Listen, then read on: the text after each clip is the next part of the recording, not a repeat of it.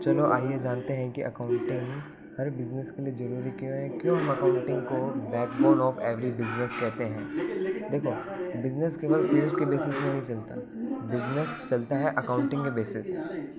Accounts केवल debit और credit के रूल्स नहीं हैं, अकाउंटिंग के और भी बहुत सारे यूजेस है, जैसे decision making, budgeting, analysis, tax planning, attract investor and loan. कोई भी बैंक वाला आपको तभी लोन देगा जब आपकी बिजनेस की फाइनेंशियल हेल्थ काफ़ी अच्छी है। और अकाउंटिंग हमें एक्सपेंस को कंट्रोल करने के लिए भी हेल्प करता है, और लीगल रिक्वायरमेंट में भी अकाउंटिंग का बहुत काम आता है, जैसे कि ऑडिट और टैक्स फाइलिंग जैसे।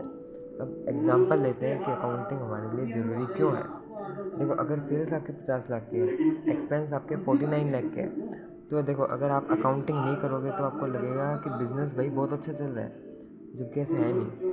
परंतु जब आप अकाउंटिंग करोगे आपको पता चलेगा कि भाई 50 लाख का सेल्स है और 49 लाख का एक्सपेंस है, तो 1 लाख का प्रॉफिट बचा। अब आप सोचोगे कि भाई अकाउंटिंग हमें इसमें हेल्प कैसे करेगा।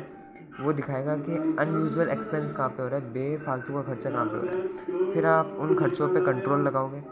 फिर आप ये भी एनालाइज करोगे कि कौन सा प्रोडक्ट आपको ज़्यादा प्रॉफिट मार्जिन दे रहा है और कौन सा प्रोडक्ट आपको कम प्रॉफिट मार्जिन दे रहा है अकाउंटिंग की हेल्प से। और इस कारण आप जो product come profit margin they रहा है उसकी सेल्स कम करोगे।